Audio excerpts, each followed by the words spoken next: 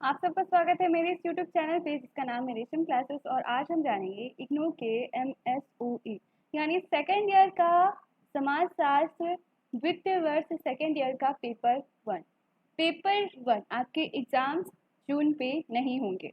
इतनी तो नोटिफिकेशन मैंने आपको दी थी और बताया था, फिर बताती हूँ कि जून में आपका एग्ज़ाम नहीं होगा क्योंकि लॉकडाउन 4.0 चल रहा है। इस वजह से अभी काफ़ी समय है आपके पास, यानी आपके पास जून तो पूरा आप रख लीजिए, मई तो है ही, मई जून जुलाई अगस्त के आसपास आपका एग्ज़ाम हो सकता है। तो इससे पहले इससे सारी आपको जितनी भी है ना, आपको मात्र 15 दिन में आपका पूरा का पूरा कोर्स कंप्लीट हो जाएगा। जैसे मैंने MSO का पहले फर्स्ट ईयर का सारा कोर्स करवाया।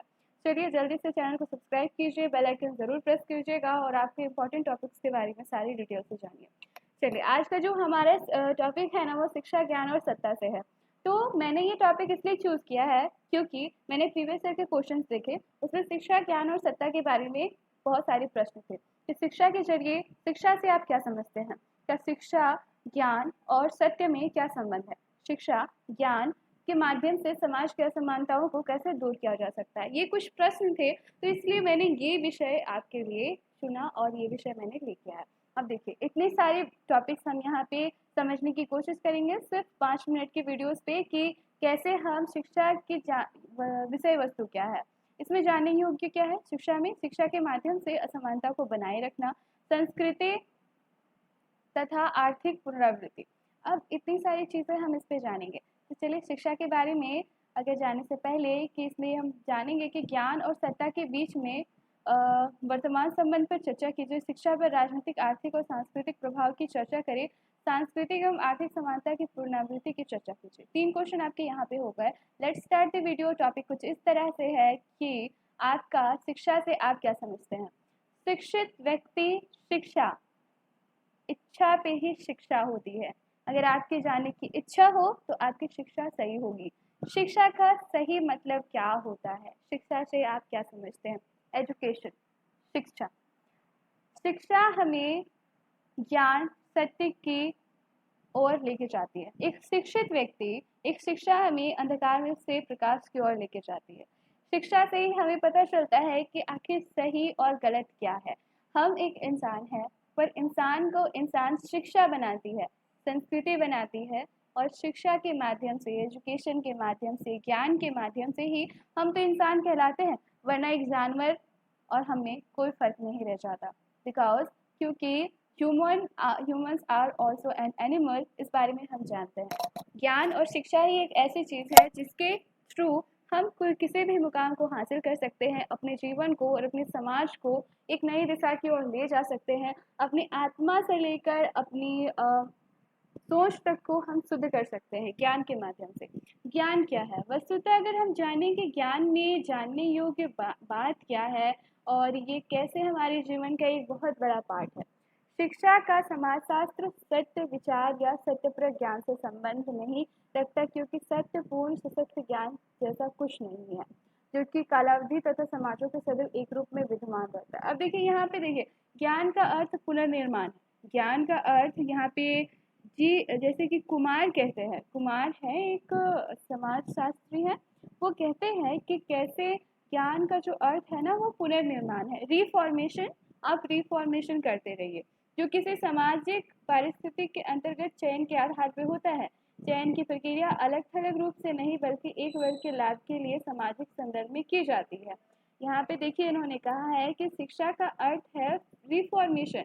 आप रिफॉर्मेशन कीजिए। रिफॉर्मेशन की ज़रूरत कहाँ से होती है, एक समय के बाद एक समाज की जो बहुत सारी सोच है उस पर आपको बदलाव लाना होता है, उस माध्यम से आप रिफॉर्मेशन कर सकते हैं। समाज में, शिक्षा में, समाज को बदलने के लिए शिक्षा में कुछ कुछ भी परिवर्तन किया जा सकता है।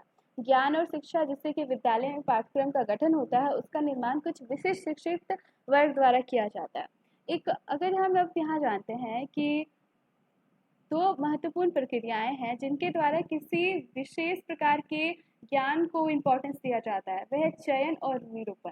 अब पहले चयन होता है, उसके बाद उसका निरूपण होता है। चयन के लिए आप चूज कीजिए, फिर उसका इम्प्लीकेशन कीजिए, कहीं पे उसको आप यूज कर सकते हैं। शिक्षा के समग्र भाग में से सिर्फ एक भाग को ही प्रसार के उद्देश्य से चुना जाता है। आप अब ज्ञान इतना विस्तार है, ज्ञान की कोई लिमिटेशन नहीं है, there is no limitation of knowledge. आप नॉलेज हर एक चीज़ पे है। आप एक व्यक्ति पूरे उम्र, सारी उम्र शिक्षा का ग्रहण कर सकता है, ज्ञान ग्रहण कर सकता है। शिक्षा और ज्ञान में डिफरेंस आपको बताऊं? ज्ञान और शिक्षा में डिफरेंस क्या है? जो हम पढ़ते हैं एक लिमिट समय तक आप शिक्षा ले सकते हैं, शिक्षा किसी के आश्रय पे रह के आप किसी से प्राप्त करें शिक्षा। ज्ञान, जब आपको ज्ञान में यह है कि आप जब इंटरनल कुछ ऐसी सारी चीज़ें देखते हैं जिससे आपकी पर्सनालिटी डेवलप हो जाती है, आप अपने समाज को सही दिशा पे ले जाना चाहते हैं, आपके मन में एक विचार से आता है कि हाँ मैंने क्या सही किया, क्या गलत किया और क्या सही होना चाहिए, करना चाहिए, तो वो एक ज्ञान की प्राप्ति हो गई, जिसे हमारी गौतम बुद्ध ने, उनका बहुत बड़ा एग्जाम्पल है कि उन्होंने ज्ञान प्राप्ति की। उन्होंने शिक्षा नहीं, उन्होंने ज्ञान प्राप्ति की। अब आपको पता चल रहा होगा शिक्षा और ज्ञान में क्या डिफरेंस है। इसी के साथ शिक्षा और ज्ञान हमें मार्गदर्शन दिखाता है कि हम एक अच्छे दुनिया में, एक अच्छे दुनिया की और एक अच्छे वातावरण की हम शुरुआत करें।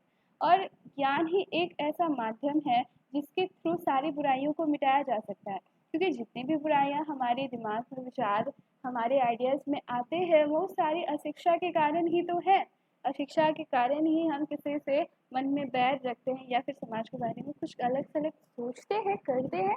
और सबसे बड़ी बात है, इसके थ्रू सिर्फ हम अपनी ही बुराइयां और अपनी ही जो है हानि करते हैं, अपना ही लॉस होता है। जैसे कि शिक्षा के जरिए सारी चीज़ें होती है, शिक्षा के जरिए सारे जो संस्थान चलते हैं, शैक्षणिक संस्थान होगा और जितने भी संस्थान हैं सब शिक्षा से ही जुड़े हैं। संस्कृति, पूंजी, तकनीक ज्ञान पर निर्भर करते हैं, सारी चीज़ें ज्ञान पे निर्भर करती है। ज्ञान नहीं होता तो सारी इतनी सारी चीज़ें कभी संभव नहीं हो पाती। अब शिक्षा के माध्यम से असमानता को बनाए रखना, समानता और असमानता, शिक्षा उज्जवल भविष्य और विस्तृत दृष्टिकोण का प्रतीक होता है और इसे मनुष्य जीवन को आगे बढ़ाता है। स्कूल का विवेकपूर्ण विचार में लोकतांत्रिक उदारवादी संस्था के रूप में देखा जा सकता है। यह भ्रामक कल्पना होगी कि विद्यालय पाठ्यक्रम तटस्थ ज्ञान प्रदान करती है, पहले से विद्यमान असमान तथा स्तरीय समाज में शिक्षा असमानता को बढ़ावा देती है। शिक्षा असमानता को बढ़ावा देती है। जैसे कि हम पहले बता चुके हैं, शिक्षा सामाजिक एवं राजनीतिक संबंधों के व्यापक जाल में संस्थापित है और जिसका मार्गदर्शन करते हैं। शिक्षा का समाजशास्त्र आर्थिक, राजनीतिक, सांस्कृतिक क्षेत्र के साथ शिक्षा के संबंध का अध्ययन करता है। देखिए, अब बहुत सारे लोग इसमें ऐसी चीज़ें हैं जैसे कि लोगों को शिक्षा के जरिए असमानता भी प्रदान किया जाता है। बहुत सारे लोग, देखिए, शिक्षा समानता का माध्यम होता है, सबको शिक्षा का अधिकार है, शिक्षा हमारा जन्मसिद्ध अधिकार लिखा गया है, आप सबको शिक्षित, हम सबको शिक्षित होना पड़ता है। लेकिन कुछ जैसे वर्ग समाज में बन जाते हैं ना क्लासेस, वो क्लासेस हो जाते हैं upper class, lower class, middle class. तो कुछ ऐसे वर्ग है जो शिक्षित वर्ग है और कुछ ऐसे वर्ग है जो अशिक्षित रह जाते हैं, तो हो गई ना असमानता। तो इस वजह से असमानता को बनाया भी रखा जा सकता है, क्योंकि आजकल जितने भी शैक्षणिक संस्थान चल रहे हैं, शिक्षा एक व्यापार की तरह हो गया है और इस व्यापार को बहुत निधड़ले से चलाया जा रहा है, क्योंकि किसी को परवाह नहीं है कि शिक्षित करना है। जो अगर शैक्षणिक वर्ग अगर इस चीज़ पे ध्यान दिए जाए कि अशिक्षित वर्ग क्या है और उनको कैसे हम शिक्षित और इक्वलिटी के यानी समानता सब पे ले आए, तो समाज कितना अच्छा हो जाएगा और सारी असमानताएं जो हैं मिट जाएंगी और ये सारी पूरी दुनिया में शांति और सद्विचार की भावना कितनी अच्छी हो जाएगी। और शिक्षा ही एक ऐसा माध्यम है, शिक्षा एक ऐसा हथियार है जो दिखता नहीं है पर इसका असर ज़रूर होता है और वे कड़ी से कड़ी बेड़ियों को भी काट सकता है। इसी के साथ इस वीडियो में इतना ही। Thank you for watching my this video.